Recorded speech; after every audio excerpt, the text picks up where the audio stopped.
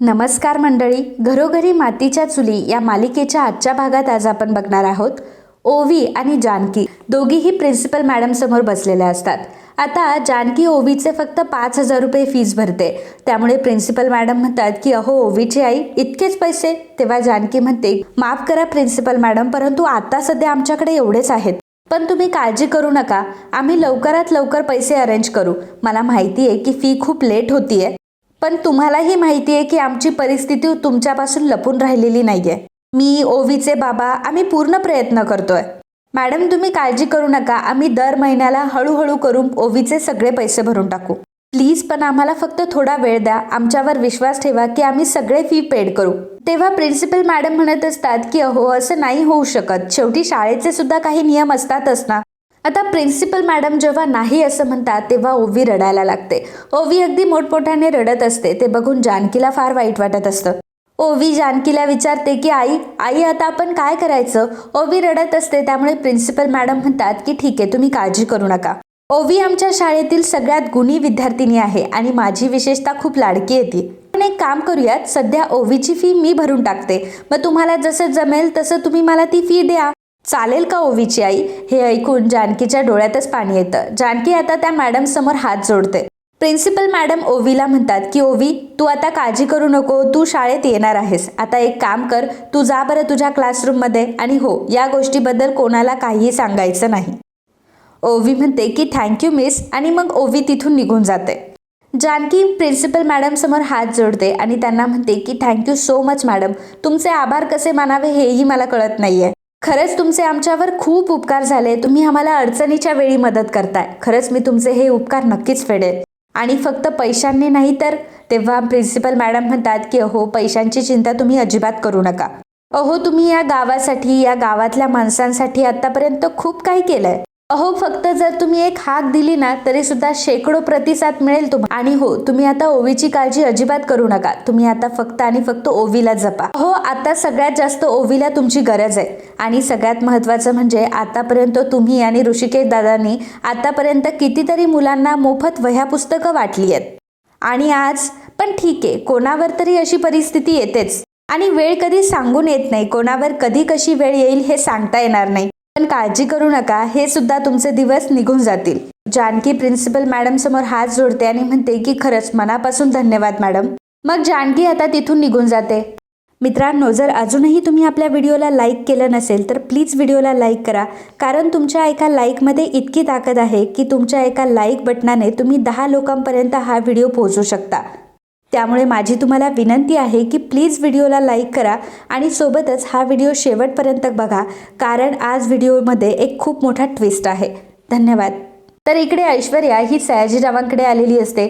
सयाजीराव ऐश्वर्याला म्हणतात की ऐश्वर्या आता आलीच आहे तर चल जेवून जा बरं. चल आईने मस्त बिर्याणी केली आहे. तेव्हा ऐश्वर्या म्हणते की डाडा हो कसली बिर्याणी खाताय तुम्ही. इथे सौमित्र नावाचा हाडूक अडकलाय माझ्या घशामध्ये आणि तुम्ही बिर्याणी खा अजून. सयाजीराव म्हणतात की अगं तू कशाला काळजी करतेस, तू सुद्धा ऐश्वर्या सयाजीराव विखे पाटील आहेस. अगं एका मिनिटात गुंडाळशील त्याला तू. ऐश्वर्या म्हणते की नाही हो डाडा, त्याची बायको असते ना सतत सतत त्याच्या मागे मागे फिरायला. आणि तो सौमित्र त्याने फक्त डोळ्यावर एक काळा गॉगल लावायचं ठेवलंय, बाकी सगळं त्याचं झालंय करून. अहो स्वतःला नुसतं डिटेक्टिव्ह समजतो तो आणि दोघंही सतत आणि सतत माझ्या मागावर असतात नुसते. सयाजीराव ऐश्वर्याला म्हणतात की एक काम करू का, माणसं पाठवू का, महिनाभरासाठी त्या दोघांनाही गायब करून टाकतो. ऐश्वर्या म्हणते की नाही डॅडा, सध्या या सगळ्याची काही गरज येणार नाही, माझ्या लेवलवर मी मॅनेज करते. सयाजीराव म्हणतात की नाही नाही, तू या सगळ्या गोष्टी मॅनेज करशीलच, परंतु ज्या गोष्टीसाठी तू लग्न करून त्या घरामध्ये गेली आहे ना ती गोष्ट पहिली मॅनेज कर. अगं ती अवंतिका आणि सौमित्र काय रणदिवेंच्या घरातली बुजगावणी आहेत. पण एक लक्षात ठेव, त्या नाण्याची सगळी प्रॉपर्टी, त्याचं घरदार, त्याची कंपनी, सगळं काही तू ताब्यात घे. तुझा तो बावळट नवरा आहे ना त्याला हाताशी धर आणि रोज ऑफिसमध्ये जायला लाग. आता सगळं तू तुझ्या हातामध्ये घ्यायला सुरुवात कर. सगळं काही मला तुझ्या हातामध्ये हवंय. त्या नाण्याची सगळी संपत्ती तुझ्या हातामध्ये पाहिजे, मला आपल्याकडे पाहिजे. ऐश्वर्या म्हणते की डाडा तुम्ही कशाला काळजी करताय, सगळं काही माझ्याच तर हातामध्ये येणार आहे. बिलमध्ये काय लिहिलंय आपण माहिती आहे ना, शर्वरीच्या नावावर जो फार्म हाऊस आहे तो कुठेतरी आड बाजूला आहे. आणि सौमित्रचं काय, तो तर काय तशीही शेती करणार नाहीये, त्यामुळे सगळं काही माझ्याच तर ताब्यात येणार आहे शेवटी. तो की नाही नाही पोरी, नुसतं बिल तुझ्या ताब्यात असून काही उपयोग नाही, त्या प्रॉपर्टीचे ओरिजिनल पेपर्स तुझ्या ताब्यात यायला हवे आणि तेव्हा कुठेतरी ही सगळी प्रॉपर्टी सारंगला मिळेल आणि मग केव्हा कुठेतरी तो आशीर्वाद बंगला तुझ्या ताब्यामध्ये येईल. शेवटी एक गोष्ट लक्षात ठेव, तू माझीच मुलगी आहेस. पण एक गोष्ट लक्षात ठेव, जे कुठलं पाऊल तू टाकशील ते पाऊल जपून टाक. मी आहे तुझ्यासोबत, घाबरू नकोस. ऐश्वर्या म्हणते की हो दादा, मला माहिती आहे सगळ्या गोष्टी आणि तुम्ही काळजी करू नका, मला माहिती आहे तुम्ही माझ्यासोबतच आहात. सगळ्यात आधी आता मला ते प्रॉपर्टीचे पेपर्स शोधून काढायचे आहे आणि ते पेपर्स काहीही करून मी शोधून काढेलच. तर इकडे जानकी आता देव्हाऱ्यासमोर बसलेली असते. देव्हाऱ्यातल्या देवांचे फोटोज ती पुसत असते. त्यावेळी जानकीच्या मनात असंख्य प्रश्न येत असतात. तिला गोष्टी आठवत असतात की कशा प्रकारे नानांनी तिच्याकडे बोट दाखवल्यामुळे घरातून आईंनी तिला जायला सांगितलं. घरातल्या प्रत्येकांनी तिच्यावर आरोप केले. सारंग भाऊजी तर म्हटले की लाज वाटते का, तुम्ही आमच्या नानांना खाली ढकललं. तर आईंनी मात्र ऋषिकेशकडनं आई म्हणण्याचा अधिकार सुद्धा काढून घेतला. या सगळ्या कारणामुळे जानकीला आणि ऋषिकेशला आणि ओवीला तिघांनाही ते आशीर्वाद बंगला सोडावा लागला. त्यामुळे जानकी ऋषिकेशची किती फरफट झाली. असं कधीही झाले नाही की ओवीची फी कधी भरण्यात आली नाही. उलट वेळेआधी प्रत्येक वेळी फी देण्यात आली आहे. पण आज मात्र ओवीच्या मॅडमला ही फी भरावी लागली. जानकी म्हणत असते की बाप्पा, अरे अजून आमचा किती संघर्ष बघणार आहेस तू, अजून आमचा किती संघर्ष तू बघणार आहेस. पाठीशी आमच्या माणसं नाही आणि हातात काही नाही. मला सांग, आता माझ्या लेकीच्या शाळेची फी मला भरायची आहे. सांग बरं मला की कुठून आणू एवढे पैसे. आणि शेवटी आपल्या माणसांची साथही नाहीये, तर मला सांग कसं जगायचं आम्ही. माझं आणि ऋषिकेशचं जाऊ देत रे, मला आणि ऋषिकेशला चालेल आमच्या आयुष्यात जरी उजेड नसेल तरी. पण बाप्पा, अरे माझ्या लेकीच्या आयुष्यात निदान अंधार नको करूस. आता शेवटी तूच काहीतरी चमत्कार घडवशील, काहीतरी चमत्कार घडव देवा. आमची हालाकीची परिस्थिती आहे हे तुला माहिती आहे, त्यामुळे आम्हाला मदत कर, असं जानकी म्हणत असते. सोबतच देवपूजा करत असते. देवांचे फोटोज वगैरे ती पुसून ठेवत असते आणि देवारा सुद्धा पुसत असते. आता जेव्हा जानकी हा देवारा पुसत असते, नेमकं त्याच वेळी जो रुमाल असतो तो आता ड्रावरला अडकलेला असतो आणि हा तोच ड्रावर असतो ज्यामध्ये खरं मृत्यूपत्र असतं. जानकी आता तो ड्रॉवर बघते, उघडायला जाणार तेवढ्याच अवंतिकाचा कॉल येतो. अवंतिकाला ती म्हणते की काय ग अवंतिका, कशी आहेस. अवंतिका म्हणते की वहिनी, मी तर बरी आहे, परंतु तुम्ही सर्व ठीक आहात ना. जानकी म्हणते की हो ग, आम्ही तर अतिशय आनंदात आहोत. अवंतिका म्हणते की नाही वहिनी, मी तुम्हाला सहजच फोन केला होता. मला सांगा की तुमच्याकडे खर्चासाठी पैसे आहेत ना. मला असं कळलं की सगुणाच्या हॉस्पिटलचा सगळा खर्च तुम्ही केलाय, म्हणून मी तुम्हाला विचारलं. सांगा ना, काही प्रॉब्लेम तर नाही आहे ना. तेव्हा जानकीला खूप प्रॉब्लेम असतात, तरी सुद्धा ती अवंतिकाला म्हणते की नाही ग, प्रॉब्लेम कसला. ऋषिकेशने पैसे जिंकले ना कुस्तीमध्ये, त्याचे काही पैसे आहेत शिल्लक अजून आणि यांचं काम सुद्धा सुरू आहे, त्यामुळे काही प्रॉब्लेम नाही आहे. आणि हो, तुला जर माझ्यासाठी काहीतरी करायचं असेल ना, तर तू आपल्या घरातल्यांना जप, तू त्यांची काळजी घे हा. आणि हो अवंतिका, मला माहिती आहे बाबा की तू खूप गरम डोक्याची आहेस आणि तुला खोटारडेपणा अजिबात सहन होत नाही. डोकं गरम झाल्यावर लगेचच तू तलवार काढते. पण अवंतिका म्हणते की हो वहिनी, मी सुद्धा आता संयमाने वागतीये. तुम्हाला आठवतंय का, गणपतीच्या वेळी तुम्ही मला म्हणाला होतात की तुझी ही जिभेची धार आहे ना, ती जरा वाचवून ठेव, कारण तुला अजून बऱ्याच लढाया लढायच्या आहेत. जानकी अवंतिकाला म्हणते की अवंतिका, अगं किती समजूतदार झाली आहेस तू. खरं तर तुझा हा समजूतदारपणा बघण्यासाठी मी तिथे असायला हवी होते. असं म्हणतात जानकी गप्प बसते. तेव्हा अवंतिका म्हणते की वहिनी, तुम्ही आता जे म्हटलात ना तेच होणार आहे. तुम्ही पुन्हा या घरामध्ये पहिल्यासारखं राहायला येणार आहे आणि हा शब्द आहे माझा आणि सौमित्रचा. जानकी म्हणते की हो ग, मी सुद्धा त्याच दिवसाची वाट बघते आणि तोपर्यंत तुझ्यावर आणि सौमित्र भाऊजींवर सगळ्या गोष्टींची जबाबदारी आहे, आपलं घर सांभाळण्याची आणि घराला एकत्र ठेवण्याची. आता ती जबाबदारी तुम्हाला दोघांनाही घ्यायची आहे हा. अवंतिका म्हणते की हो वहिनी, माहिती आहे मला, तुम्ही आता अजिबात काळजी करू नका. बरं ठीक आहे, मी तुम्हाला नंतर कॉल करते. आणि हो, तुम्हाला जर काहीही मदत लागली तर मला आठवणीने कळवा. अवंतिका फोन ठेवते. पुन्हा एकदा जानकी आता देवाजवळ येऊन बसते. बाप्पाला ती म्हणत असते की बाप्पा, अवंतिकाचा फोन आला की तू मला बळ दिलं हे माहीत नाही, पण मला खरंच आतून खूप पॉझिटिव्ह वाटतंय. खरंच हार मानणं सोपं आहे, परंतु लढत राहणं अवघड आहे. मी आता लढणार आहे आणि ऋषिकेश बरोबर आता या घराला माझाही हात लागणार आहे. सुमित्रा आणि नाना दोघंही रूममध्ये असतात. त्यावेळी नानांना त्याच गोष्टी आठवत असतात की कशा प्रकारे ह्या ऐश्वर्याच्या सांगण्यावरून आणि ऐश्वर्याने दिलेल्या धमकीवरून मला जानकीकडे बोट दाखवावं लागलं. जेव्हा सौमित्राने नानांना तो व्हिडिओ दाखवलेला असतो, जेव्हा ऋषिकेश कुस्ती जिंकलेला असतो आणि जानकी या सगळ्या गोष्टीचं श्रेय नानांना देत असते, तेव्हा सौमित्र नानांना म्हटलेला असतो की बघा, त्या बाईने तुम्हाला खाली ढकलून दिलं आणि आज त्यांच्या यशाचं श्रेय ते तुम्हाला देत आहे. सुमित्रा ही नानांना सूप देत असते. नानांना म्हणत असते की थोडंसं सूप प्या म्हणजे तुम्हाला बरं वाटेल, परंतु नाना सूप पित नसतात. सुमित्रा म्हणते की हो, मला माहिती आहे तुम्हाला सूप पिण्याचा कंटाळा येतो ना, पण मला माहिती आहे सूप पिल्याने तुम्हाला लवकर बरं वाटेल, प्लीज थोडंसं प्या ना. नाना आता त्यांची व्हीलचेअर घेऊन निघालेले असतात. तेव्हा सुमित्रा म्हणत असते की हो, काय झालं, तुम्ही कुठे निघालात, तुम्हाला काय हवंय का, तुम्ही मला सांगा, मी आणून देते तुम्हाला, पण तुम्ही कुठे जाताय. त्याच वेळी तिथे अवंतिका येते आणि विचारते की काय झालं आई. सुमित्रा म्हणते की अगं बघ ना, हे सूपच पित नाहीये, आता तूच समजावून सांग बरं. मग अवंतिका म्हणते की अहो नाना, असं काय करताय, तेवढं सूप पिऊन घ्या ना. आणि नाना, जर तुम्ही सूप प्यायला नाही ना तर मी सौमित्रला बोलवेल हा. तेव्हा नाना सांगण्याचा प्रयत्न करत असतात ऐश्वर्याबद्दल, ती असं करत असतात. तेव्हा सुमित्रा म्हणते की अहो काय बोलायचंय तुम्हाला, तुम्ही काही बोलण्याचा प्रयत्न करताय का, तुम्हाला काही सांगायचंय का. नाना आता अवंतिकाकडे बोट दाखवून म्हणत असतात की मंगळसूत्र मंगळसूत्र. तेव्हा अवंतिका म्हणते की मंगळसूत्र, नाना तुम्हाला नक्की काय बोलायचं, मला काहीच कळत नाहीये. मग नाना टिकली टिकली असं अवंतिकाला समजावून सांगत असतात. मग अवंतिकाला कळतं. अवंतिका विचारते की नाना तुम्हाला सौमित्रसोबत बोलायचंय का. नाना म्हणतात की हो तेच. अवंतिका म्हणते की ठीक आहे नाना, काळजी करू नका, मी सौमित्रला बोलावून आणते. मग अवंतिका लगेचच सौमित्रला बोलवण्यासाठी तिथून निघून जाते. तर इकडे सौमित्र हा रूममध्ये बसलेला असतो. तेव्हा तिथे ऐश्वर्या येते. ऐश्वर्या आता सौमित्राच्या खांद्यावर हात ठेवते. त्यावेळी सौमित्राला असं वाटतं की अवंतिका आली आहे, म्हणून सौमित्र अवंतिकाला म्हणतो की अवंतिका, ह्या केसचं काय करायचं ठरवलंय. आणि त्याचवेळी नेमका तो मागे बघतो तर काय, तर अवंतिकाच्या जागी ऐश्वर्या उभी असते. सौमित्र धक्क्यानेच आता ऐश्वर्याकडे बघू लागतो. मग ऐश्वर्या ही सौमित्रला म्हणते की काय रे, माझा स्पर्श आता तुला बायकोसारखा लागायला लागलाय का. काही हरकत नाही. तेव्हा सौमित्र आता ऐश्वर्याकडेच बघू लागतो. तर एका ऑफिसमध्ये आता जानकी आलेली असते, नोकरी शोधण्यासाठी ती आलेली असते.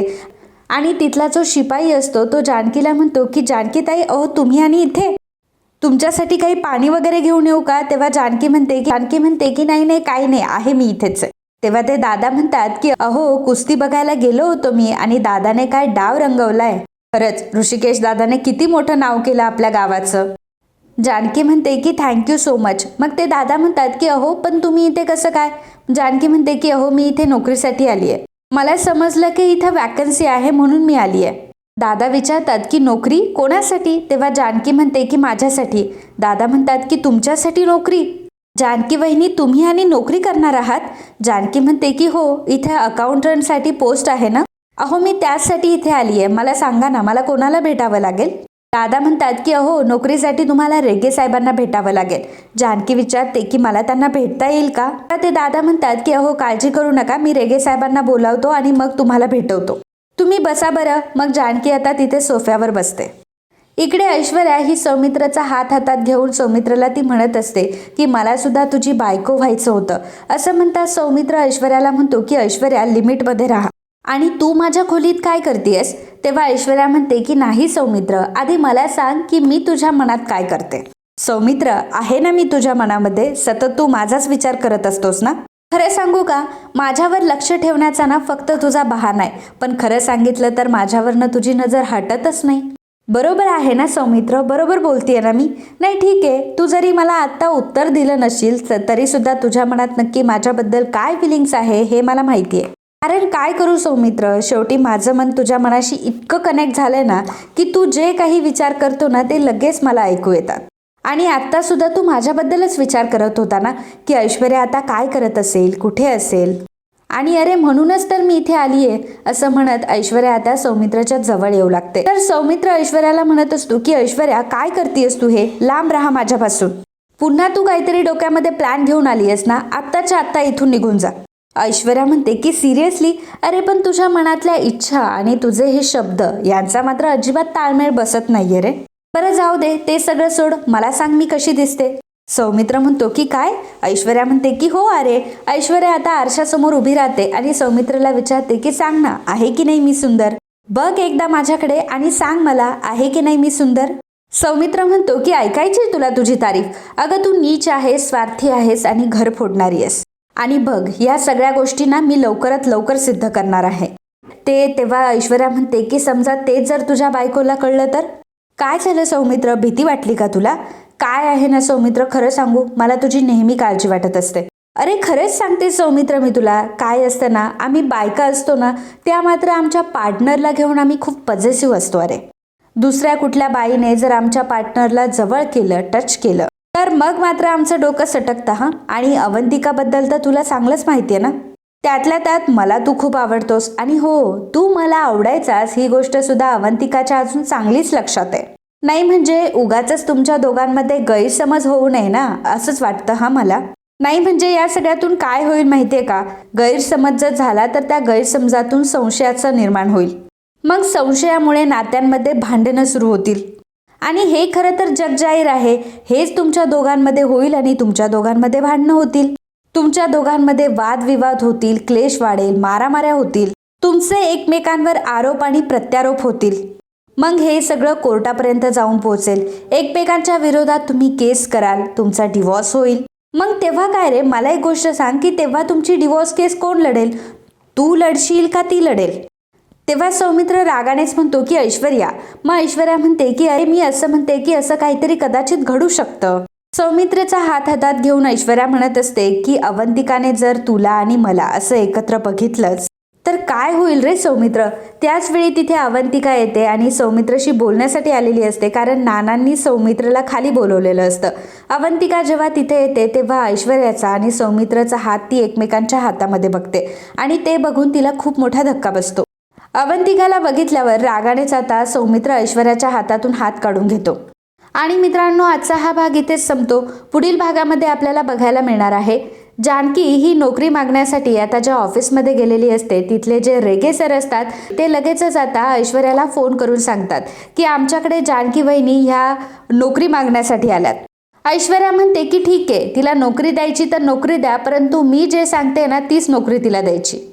तर आता जे शिपाई दादा असतात ते शिपाई दादा जानकीला पार्किंगमध्ये घेऊन आलेले असतात. ते बघून जानकी त्यांना विचारते की तुम्ही मला इथे पार्किंगमध्ये का घेऊन आलात?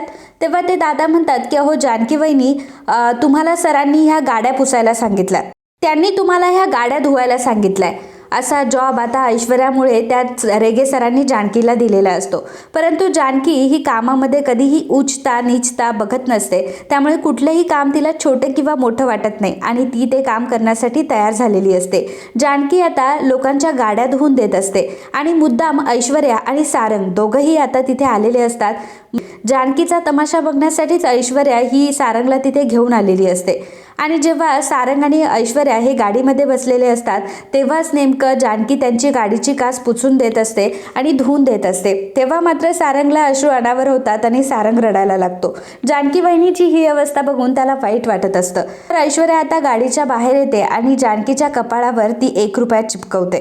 ऐश्वर्या जानकीला म्हणते की बघ, खोट्याच्या भाडी खोटं नाणं. आणि त्याच वेळी नाण्याला कुंकू लागलेलं असतं, त्यामुळे जानकी ते खोटं नाणं हातामध्ये घेऊन म्हणत असते, ऐश्वर्याला ती सांगत असते की बघ, ह्या नाण्याला सुद्धा कुंकू लागलंय आणि खरं तर माझ्यासाठी हे लक्ष्मीचं रूप झालंय.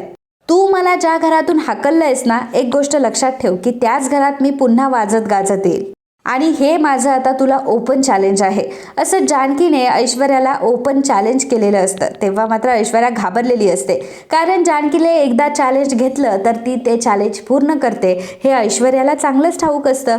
ऐश्वर्याला जानकीचा हा स्वभाव चांगलाच माहीत असतो, त्यामुळे ऐश्वर्या आता घाबरत असते आणि जानकी आता ऐश्वर्याला चॅलेंज करून तिथून निघालेली असते.